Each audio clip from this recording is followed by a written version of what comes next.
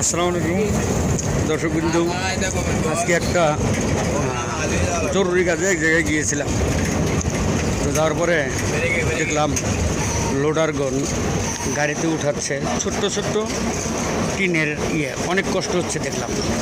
তো আমি একটা পূজা করতে গেছিলাম, কিন্তু এত ওজন, আমি ভাবলাম যে এই শুধু টিন এত ওজন হয় কীভাবে। পরে ফ্যাক্টরির ভিতরে ঢুকলাম, ঢোকার পরে দেখি এইভাবে মানে আটি বেঁধে রাখছে টিনগুলো।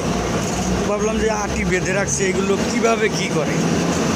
তো দেখতে চাইলাম, তারা দেখাইলো একটা মেশিনের ভিতরে দিচ্ছে। বললাম তারপর কি হবে। পরে বললো যে এটা মেশিনে চাপ দেবে আর ছোট বলের মতো হয়ে যাবে, তাই এত ছোট হচ্ছে। এটা তো আর আমি জানি না।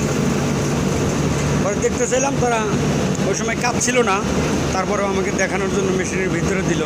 কিন্তু কতটুকু বল হয় এটা আগামী পর্বে দেখাবো ইনশাল্লাহ। তো আপনারা সবাই ভালো থাকবেন, সুস্থ থাকবেন, আর সবাই একটু লাইক শেয়ার কমেন্ট করবেন। আমি কিন্তু নতুন ইউটিউবে। ধন্যবাদ।